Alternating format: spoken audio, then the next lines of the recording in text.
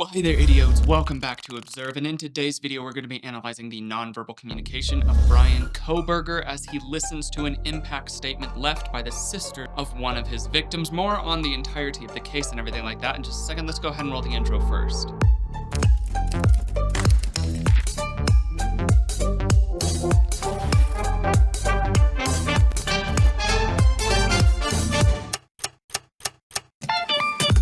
All right, for those of you watching that are not aware of the backstory, on the evening of November 12th of 2022, four University of Idaho students, Kaylee, Madison, Xana, and Xana's boyfriend Ethan, were together off campus in Moscow, Idaho. By 4 a.m. the next morning, they were found murdered in their shared rental home at 1112 King Road. Two roommates survived, one of whom described confronting a masked intruder. Investigators concluded the victims were stabbed to death in their beds with no signs of forced entry and no obvious theft. Hundreds of pages of police documents released after sentencing reveal that in the weeks prior, occupants had reported unsettling incidents. Kaylee had mentioned a stranger watching her as she took her dog outside, and at least one roommate found the front door loose on its hinges upon returning after a day being out, prompting them to arm themselves with golf clubs in case of a burglary. These unsettling events served as a precursor to the nightmare that would take place later on. On November 13th, officers entered to find pools of blood on bedding and walls. Xana had over 50 stab wounds, including defensive injuries, while Kaylee's face was described as disfigured. Each victim was stabbed multiple times. One survivor awoke to a scream and a series of commotions before hearing someone say, "You're gonna be fine, I'm gonna help you." She then saw a masked man clad in black pass her and exit via the sliding glass door. Within hours of sentencing, over 300 investigative documents were posted online. These detail how a knife sheath found next to one of the victims carried a male DNA. That evidence, combined with cell phone tower pings and surveillance imagery of a white Hyundai sedan near the home in early morning hours, set the stage for the arrest. Law enforcement employed investigative genetic genealogy via Texas-based company called Othram. They matched a garbage-collected Q-tip from Kohberger's family home in Pennsylvania to the sheath DNA, leading FBI to 28-year-old Bryan Kohberger, a Ph.D. student at Washington State University in nearby Pullman. Cell phone records placed Kohberger's phone near Pullman just before 3 a.m. on November 13th and pinging close to the crime scene later that morning. On December 30th, 2022, Kohberger was arrested at his parents' home in Pennsylvania. Investigators saw him wearing gloves, packaging trash in Ziploc bags, and meticulously cleaning the inside of his vehicle and the outside. He was transferred to Idaho court, and during the early proceedings, the judge entered a not guilty plea on his behalf when he remained silent. Prosecutors filed a motion to use his Amazon purchase history, specifically a knife and sheath bought before the murders, as evidence. A judge ruled the DNA link was admissible despite some of the challenges brought forth by the defense. Instead of facing a death penalty at an August 2025 trial, Kohberger accepted a plea deal. On July 2nd of 2025, he pled guilty to all 4 counts of first-degree murder and a burglary charge, waiving his right to appeal and also waiving the possibility of an execution. At a sentencing hearing in Boise on July 23rd of 2025, Judge Stephen Hippler gave him 4 consecutive life sentences without the possibility of parole, plus another 10 years for burglary, and ordered him to pay $270,000 in restitution. As of July 23rd, 2025, still no motive has been established in any public court record. Investigators reopened every conceivable line, background, online behavior, possible stalking, but still no answer to the fundamental question of why. By combining forensic DNA, genetic genealogy, digital records, surveillance, and online purchase data, investigators built a case that led to Kohberger's guilty plea. Justice was served through a life sentence, but the deeper reasons for this violence still remain elusive. In today's video, I will be analyzing Kohberger's nonverbal communication during an impact statement given on July 23rd of 2025 by Kaylee's sister. During the totality of the court proceedings, Kohberger has maintained a very cold and detached demeanor. So any information that we are able to glean from his body language and kinesics will be heavily subdued. I have attempted to zoom in and clean up the court cam footage as best as I can in order to catch any of these minute movements, but as you will no doubt see, it is still limited. Regardless of the nonverbal content within, I do look forward to listening to this rather scathing statement with you, as it's directed at a very monstrous human being by the sister of one of the victims. I think that's enough of the backstory. Let's go ahead and dive in and see what we can see.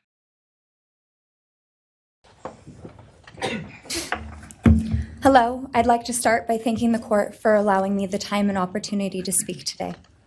My name is Olivia, and I'm the big sister of Kaylee Goncalves, and So initially starting off here, immediately something becomes evident to me non-verbally from Kohberger. And that's the slight indicator of contempt that he has coming across his face. You can see that in the asymmetrical activation of his facial muscles, with one side of his face being lifted higher than the other one. Now, this contempt is an indicator of moral or intellectual superiority, which is a common display in serial killers. They oftentimes find themselves to be better than everybody else around. So seeing that in there makes sense, but that lets us know that Kohberger at this moment feels contempt. He feels morally or intellectually superior to his victim's sister at this moment here, given in court as indicated by his nonverbal communication.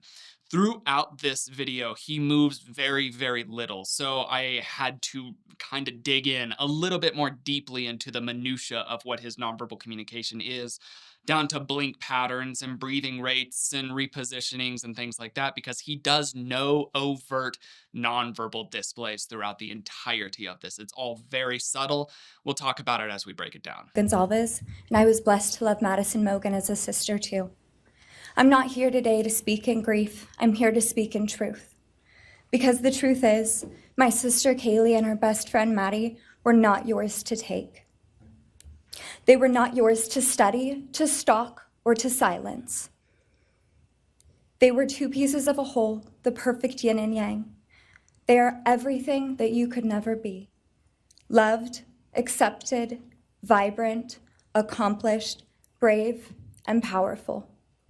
Pausing here to make note of something that's small. The average blink rate for the human being is gonna be around a blink every 2 to 3 seconds or so. And so this equals out to being around 15 to 20 blinks a minute. And that is where Kohberger regularly lies. Throughout the entirety of this statement that's being given here, he blinks roughly 150 times. I tried to count exactly and I got it around 48. It is difficult due to some of the digital artifacting that's around his eyes. It makes it hard to track when he does any fluttering blinks or something that might be more quick. But it is around 150 times. 150 times in 10 minutes equals about the average. So we understand that Kohberger's average blink rate is the average that most people have. So during this time, then, we want to pay attention to when that blink rate changes. Either there's an increase in the blink rate to where it strays from that one blink every 2 to 3 to 5 seconds or so, or if it freezes from that point to where he was blinking regularly and then suddenly is holding steady, unblinking gaze. So we'll pay attention to those different things. Along with that, something else that we will have to pay attention to are his reposturings. Anytime that you see a person do a reposturing, it is a sign of agitation. Now, that agitation is usually in regards to a shifting of roles. That means that if you're watching somebody and they've been listening and they're about to speak or something along those lines, you'll see a reposturing come up. However, it also can just be an indicator of feeling discomfort in the state of what they're sitting in. So if they're standing, you'll see them move around. If they're sitting, you'll see them shift back and forth. These reposturing gestures indicate that they are feeling a little bit of agitation. We'll pay attention to the movements of his shoulders to see his breathing, whether or not that increases or decreases. Any of these smaller, minute signs that we can pick up on will be helpful in understanding what is hitting him psychologically. I will warn you, much of this he stays extremely still, and I can't pick up on the very, very small movements of his face because of the quality of the video, but we'll be relying on his general kinesics as well. So these are all things to keep in mind as we're going on through this statement that's being given. Powerful. Because the truth about Kaylee and Maddie is they would have been kind to you. If you had approached them in their everyday lives, they would have given you directions, thanked you for the compliment. That's fascinating to me. When she says if they would have approached you in their everyday lives, you start to see his head move up and down, nod ever so slightly. And the American culture that he grew up in, nodding is an affirmation, it's a yes movement, and left to right is no. And so, as she's saying, if you had approached them in their everyday lives, you start to see him lightly move his head, and it's very light. But to me, that makes me question, were there times that he crossed their paths during everyday life? His nonverbal communication pushes me to feel that he did in fact cross their paths at some time. And which then to me, that leads me to ask the questions of, was there a type that he was developing? What was the reason for crossing their paths in everyday life if he did so? We heard about somebody possibly stalking somebody while taking out their dog. So is this something that he was casing? He was trying to figure out what he wanted to do, who he was going to target, things like that. I find that small, very micro head movement up and down as a fascinating point during this. Thanked you for the compliment, or awkwardly giggled to make your own words less uncomfortable for you. In a world that rejected you, they would have shown mercy. Because the truth is, I'm angry. Every day I'm angry. I'm left shouting at the inside of my own head everything I wish I could say to you.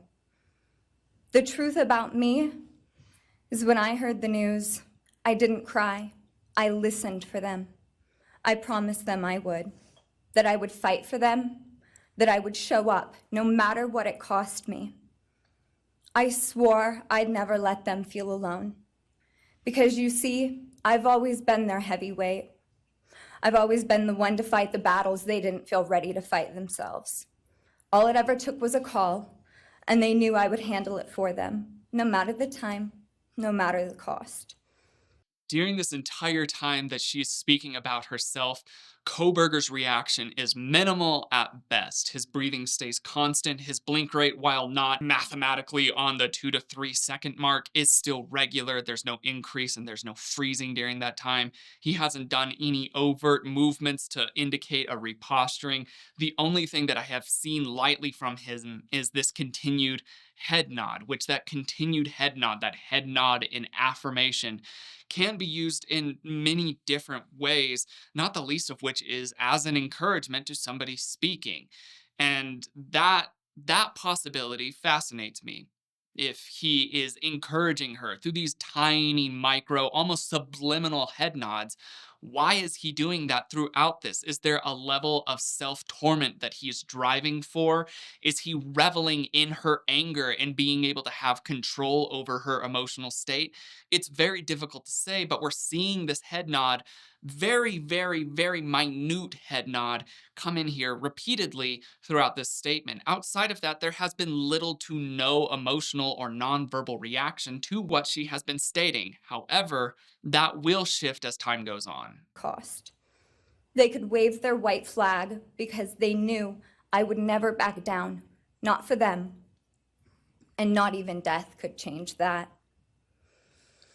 Somewhere along the line, the slight movements that he starts to be doing while she says waving their white flag. I'm wondering if in the moments of his crimes, if the victims did beg for mercy. And this light reposturing that he's doing here is an indicator that that triggers something in his psychology. That agitation that crops up to cause him from sitting very still to suddenly doing very small movements in his chair. Is that an indicator that indeed this idea of surrender and please give mercy is something that he experienced the night of? It's very difficult to say, but his nonverbal communication is pushing me to ask these questions because it is fairly revealing when smaller movements start to seep out around the cracks of somebody who has been trying very, very persistently to maintain a detached and cold demeanor. It's something that's just fascinating to point out as we're going through this. Along the line, I started to think about what I would say to them if I was given just one last chance. If I could gather enough heartbreak or love or sacrifice or whatever it took to get just one message across. What would I say? Throughout this entire process, I've written my feelings down at every moment, my wishes, my love, my denial, my anger. And as one final act of love, I'd planned to read these thoughts, even jarring and discombobulating and not even making sense. Because for me, that was true love. As bare and as naked as it could be, not laced in pretty words or dressed for the occasion, but All right, during this time, he's starting to light up where she's starting to talk about the emotional state behind the words that she's giving, that she's delivering at this moment. Now you start to see him shifting. He's starting to move around a little bit, and it's very little, but it is a spike from his baseline that he has established earlier on, which is extremely subdued, as I just stated. So now he's starting to move ever so slightly when talking about this, and I'm wondering what this means psychologically. What's causing this repositioning, this reposturing that he's doing? What's causing this agitation? Is he uncomfortable with the emotional state of the people that have been affected by his actions? Maybe he's uncomfortable with negative emotions in general. And so seeing somebody talk about their level of distress while figuring out what they were going to say to him, maybe that just makes him psychologically uncomfortable. Detached from the crimes, detached from everything else, he might not sit comfortably with negative human interaction, which is not unheard of, but his nonverbal communication is pushing me towards that. Why would that affect him? If he's comfortable carrying out these extremely heinous crimes, why would the negative emotions of somebody around him affect him that way? The numbers say that it wouldn't. If you look at other serial killers, the minutia of another person's feelings or the general public's feelings rarely get to them. They're too self-involved, egotistical, or fully disconnected from those around them that they don't care. If that's the case with Kohberger, why is he shifting? Why is his baseline no longer where his baseline was resting? Why has it spiked upwards? It's a positive spike. There's action there that was not there before, and we have questions around it. It's something that we just have to hold in the back of our minds as we continue through this, hopefully being able to gain and garner more information as we go through. the occasion, but written through bleary eyes at 2 a.m. with clenched fists, angry at this reality. My true final act of love was to continue on without them, for them. That dream to read aloud my love to them, to bring meaning through pain, was the latest blow in realizing you don't deserve it. And Kaylee and Maddie don't need it. Kaylee and Maddie have always known my love, and they would never ask me to prove it by further victimizing myself to a defendant who has shown no guilt, no remorse, no apprehension. So another thing to make note of, during the time that she was speaking of her own emotions, the complications around that, everything that she was wrestling with, along with the reposturing and the fidgeting that was happening there, indicators of discomfort, of agitation, we also saw a dramatic increase in the blink rate from Kohberger, where he had been blinking on average a blink every 2 to 5 seconds. We're now seeing it at least one blink every second, sometimes 2 to 3 blinks per second. The increase of blink rate it has a number of different possible indicators to it. It can be an indicator of anxiety. It can be an indicator of extra psychological processing. It can be an indicator of intense frustration. What it does indicate is that there is a shift of psychological states, whether that's thought driven, whether that's emotional driven, it's difficult to say. But in this area, we see not only reposturing regularly, indicating agitation, discomfort, we're also seeing an increase in blink rate, indicating agitation and discomfort. So, my question is, what is Kohberger's issue with being around people who are feeling and experiencing discomfort? That makes sense if it's an everyday average person who hasn't murdered several people. In the area of somebody who has murdered several people, that adds complexity and intrigue. Why would that exist when they're comfortable with this over here? It's complicated to be able to pin down what a reason for that might be, but it is still important information as we're going through the entirety of the statement. They would say to me, "Why would you give the satisfaction of showing vulnerability now? You promised you would never back down." And for that clarity, I'm thankful. I won't stand here and give you what you want. I won't offer you tears. I won't offer you trembling. Disappointments like you thrive on pain, on fear, and on the illusion of power. And I won't feed your beast. Instead, I will call you what you are: sociopath, psychopath, murderer. I will ask the questions that reverberate violently in my own head, so loudly that I can't think straight most any day. Some of these might be familiar, so sit up straight when I talk to you. She's now shifted, she had been shifting from talking about her own experience, how she was feeling, to talking about him. And when she shifted from talking about her experience, the negative emotions that she was speaking of and experiencing, when we saw his agitation crop up, and she shifted to speaking about him, that went back down to his baseline. Regular blink rate, regular breathing, not a lot of shifting around, not even the head movements that we had seen before. So to me, that lets me know that he does not feel attacked by what she's saying to him. So often, serial killers, that is what they are driven by, is attention. They want people to look at them, to notice them, to see what they've done. They'll even try to flirt with being caught so that they get more attention. It gives them this level of contemptuous energy. They feel like they are above everybody else, either intellectually or morally. But she is saying things that would directly challenge that, and he is not reacting in a way that indicates that he has been hit by those words. So to me, that indicates that while she is saying these things and they're true things, he is not willing to accept that, or he's not willing to let it affect him emotionally, as indicated by his nonverbal communication. We've seen in other areas that he will stray from that nonverbal baseline that we can see regularly from him. But in this area, that doesn't happen. We have to continue on through. To you. How was your life right before you murdered my sisters? Did you prepare for the crime before leaving your apartment? Please detail what you were thinking and feeling at this time. Why did you choose my sisters? Before making your move, did you approach my sisters? Detail what you were thinking and feeling. Before leaving their home, is there anything else you did? How does it feel to know the only thing you failed more miserably at than being a murderer is trying to be a rapper? Did you recently start shaving or manually pulling out your eyebrows? Why November 13th? Did you truly think your Amazon purchase was untraceable because you used a gift card? How do you find it enjoyable to stargaze with such a severe case of visual snow? Where is the murder weapon, the clothes you wore that night? What did you bring into the house with you? What was the second weapon you used on Kaylee?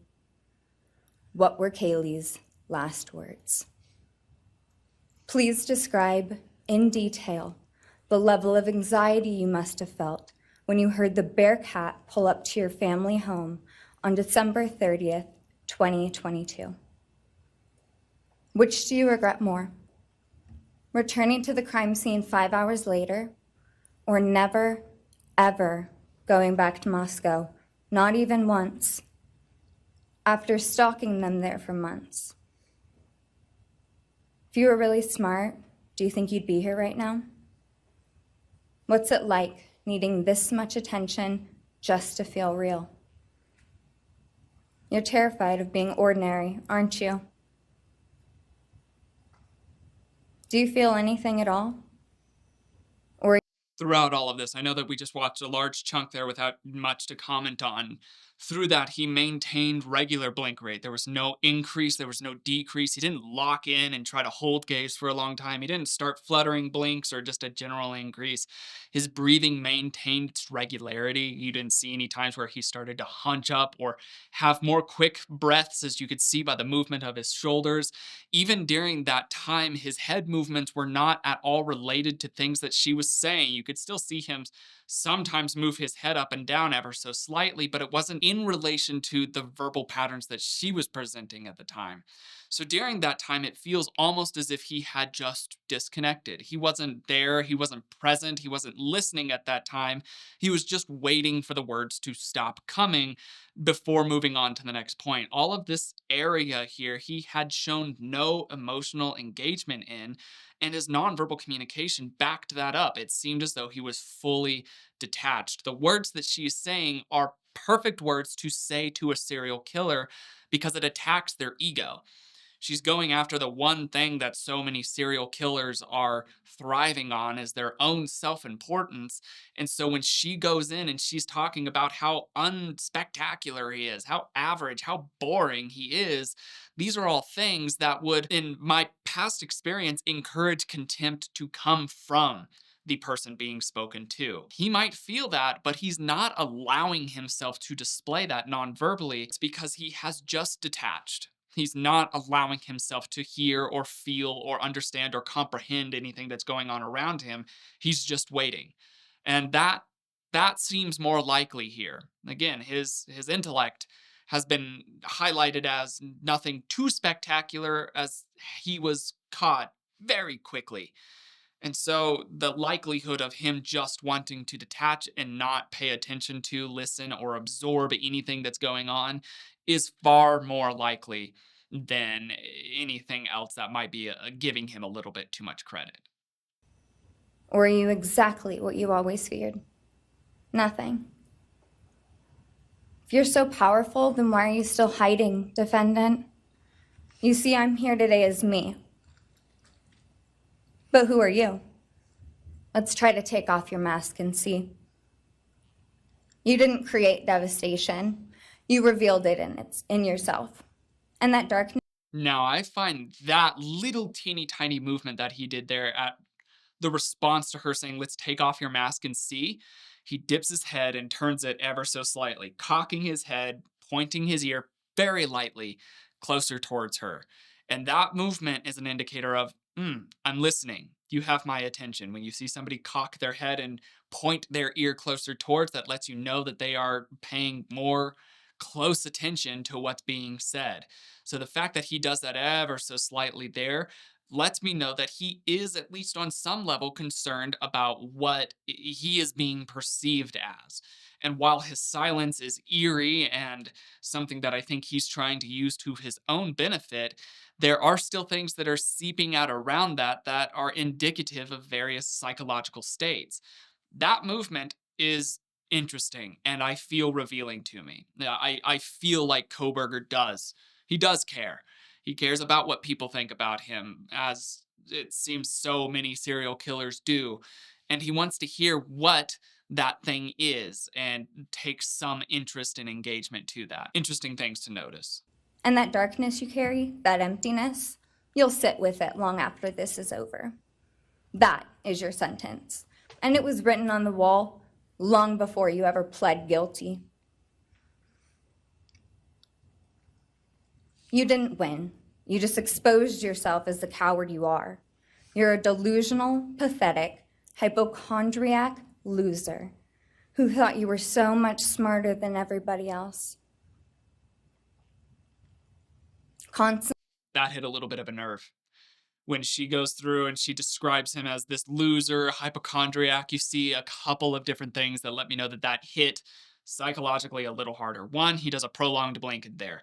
That prolonged blink, he has only shown a couple other times. The other times that he has shown that have not been related to anything that was verbally stated. In this area, it's directly after she calls him a loser. That alone wouldn't be enough. What also goes along with that is the light head tilt down. That can be an indicator of perhaps shame or guilt. And then you see him take a little bit of a bigger breath in there as well. So that cluster of three different tells around her calling him out for being the piece of trash that he is does rub him a little bit the wrong way. But now we also can see contextually that even when something is rather abrasive and aggressive towards him, his nonverbal reaction to it is extremely subdued at best. So we have to really pay attention carefully to the smallest movements that he does in order to gain any form of extra understanding around this. That's a fascinating point, though. Constantly scolding, turning your nose up to grammar mistakes, nitpicking and criticizing others. You wanted so badly to be different, to be special, to be better, to be deep, to be mysterious. You found yourself thinking you were better than everyone else, and you thought you could figure out the human psyche and see through it, all while tweaked out on heroin. Lurking in the shadows made you feel powerful because no one ever paid you any attention in the light. You thought you were exceptional, all because of a grade on a Again, during this area, what I find interesting is you can see the small head nods coming in there again. It's again centered around an area where she's really laying into him. We saw the area where he showed some discomfort to her calling him a loser, more or less. And as she's continued to lay into this area, talking about all of his shortcomings, you see that head nod come in there again. I'm wondering if there's a level of masochism to his psychology. Does he appreciate experiencing pain? Those micro movements, yes, those affirmative movements from his head do not pop up without a reason from at least this statement that's being delivered here from the footage that we're working with. It always seems to coincide to something.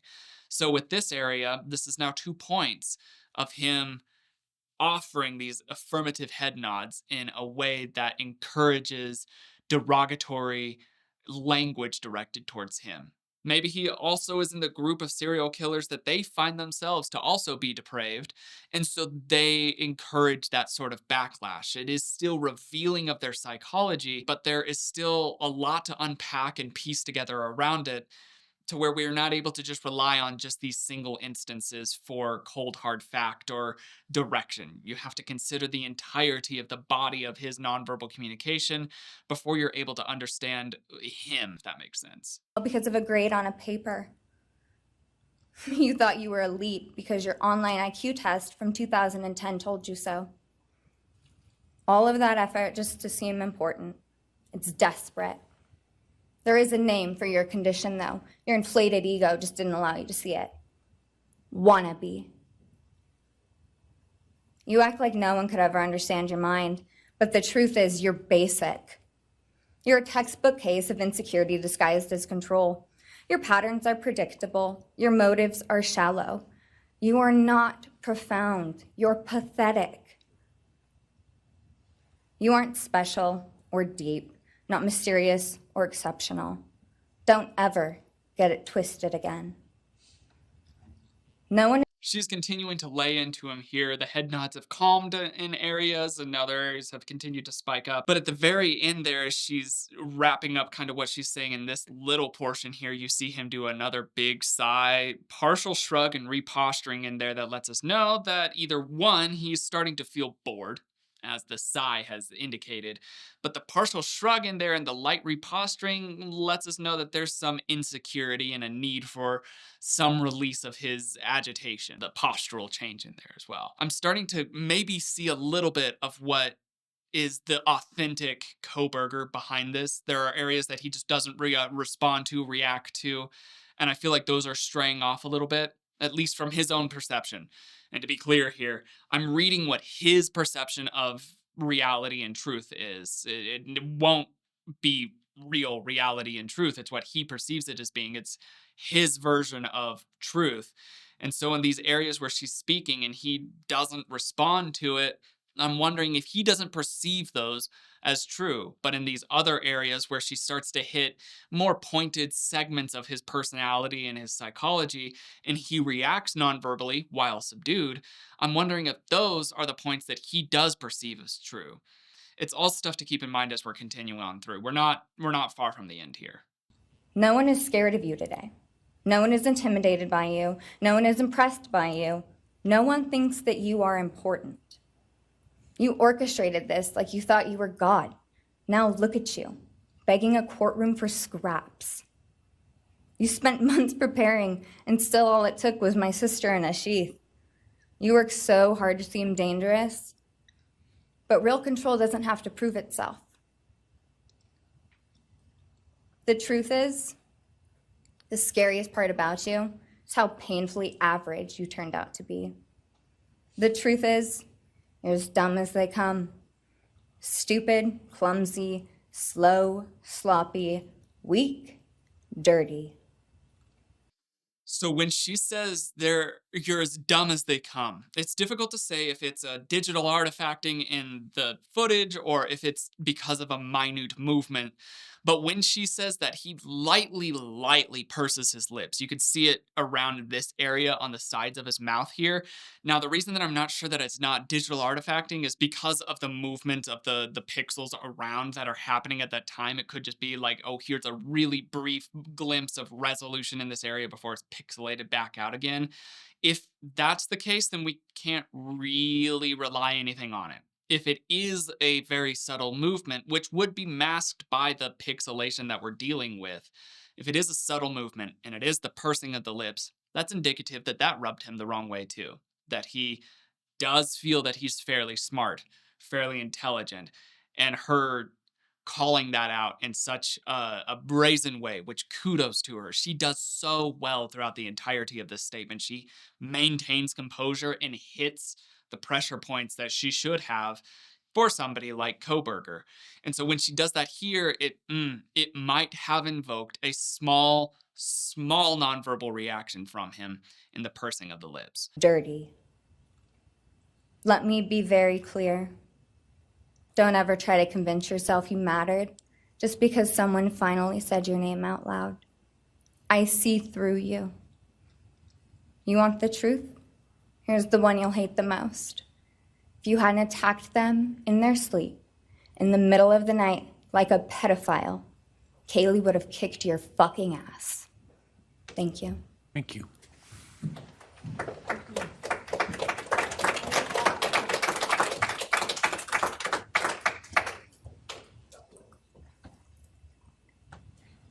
So there at the end, he does a couple different things that I feel are fairly revealing.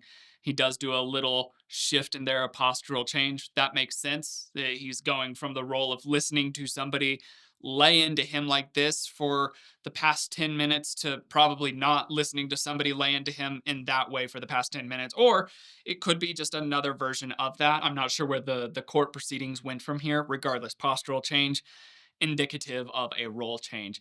But then what I find fascinating is he breaks eye contact and he does a little head bob in there. Now, that head bob is culturally specific. If you're in India, it means something completely different than if you're in America, for instance. That head bob in the American culture is oftentimes related to dismissiveness. So he looks off to the side, breaks that eye contact, lets us know that on some level he's dismissing the victim's sister visually, and then he does a little head bob in there as if to say, I dismiss even more so what you say. So throughout the entirety of that, there were a few points that really seemed to get under Kohberger's skin. In attacking his intellect, he seems to hold that with a fair amount of pride, and attacking his general value and effect on the world. Again, another thing that he seems to hold with a little bit of pride. All of the nonverbals that seeped out were extremely minute. So that made it difficult to be able to glean a wealth of information. But even with that, you're still able to, if you know what you're looking for, you know the patterns, and you can pay attention and have the ability to sit in, hone in, zoom in, do all these different things, then you're able to catch some of this as it slips through. So that's my little analysis of Kohberger. I think that on some levels, he is exactly like every other serial killer. Egotistical, wants attention, wants external validation to an unhealthy degree, and it has a fascination with control. And that all plays out in the way that it always does with serial killers. I think that the impact statement was as impactful as it possibly could have been. Again, kudos to her for doing so well in that. She did an extremely good job at maintaining her composure, especially. And I think that that was probably one of the best things she could have done when speaking to Kohberger. Let me know your thoughts on this case. Was there something that I missed throughout this, or something from another clip that you feel would add some context or clarity?